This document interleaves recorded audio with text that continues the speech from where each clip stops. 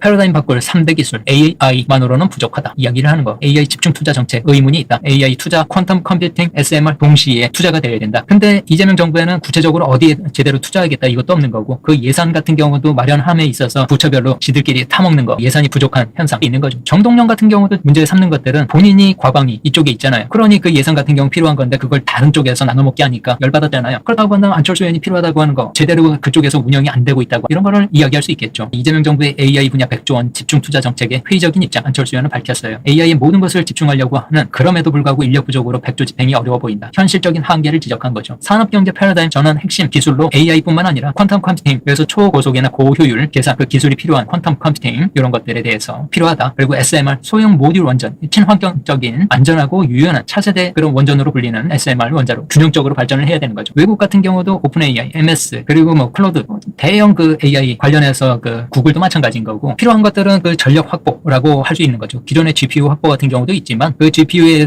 엄청나게 들어가는 전력 이런 것들이 다른 전력의 문제 이런 것들을 또 만들 수 있는 부분들이 있어서 그들 같은 경우도 독자적으로 수급 계약을 하고 있는 건데, 한국 같은 경우는 어떤 플랫폼에 대해서 데이터 센터에 대한 그 지원 이런 것들은 이야기가 나오고 있지만 구체적으로 이 소형 원자로나 아니면 원전 이런 것들을 전력 수급에 대해서 접근하는 것들은 없으니까 안철수 의원 같은 경우는 당연히 이 SMR 소형 모듈 원전에 대한 그 집중적인 문제를 제기하고 있는 거고, 퀀텀 컴퓨팅 당연히 초고속 고효율 이런 그 입장에서 본다고 한다면 균형 발전이 있어야 되는 거죠. 이 세 개의 균형 발전이 있어야만 이게 종합적으로 성공할 수 있다. 그걸 안철수 의원은 이야기하고 있죠. 그래서 AI 수석 신설 후에 과학비서관을 두는 구조, 거버넌스 순서가 잘못됐다 비판을 하고 있죠. 이 세 분야에 대해서는 동시 발전 위해서 정부 구조 자체가 개선이 되어야 된다. AI 인력 부족 심각성 경고하고 있는 거고, 인재 양성 필요하다 이야기하는 거죠. 중국 소프트웨어 이노베이션을 증명했듯 대한민국도 충분히 해낼 수 있다. 이 자신감 같은 경우도 피력하고 있는 건데, 종합적인 시스템을 만들어야 AI 구체적으로 지원할 수 있다 이야기를 하는 거죠. 그래서 안철수 의원 과거 대선 공약 이런 것들을 봤을 때는 AI 세계 3강 진입을 위해서 그 투자 이런 것들도 과감하게 하고 이 시스템적인 부분들에 있어서 종합적으로 투자를 하겠다, 그런 입장 같은 경우도 있었죠. 반도체 기술 주권을 확보하고 GDP 5% 연구개발 투자를 하겠다. 과학기술 핵심 인재 100만 양성하겠다. 안철수 의원은 제대로 접근하고 있는 거죠. 과학기술 20조 규모의 K-스타트업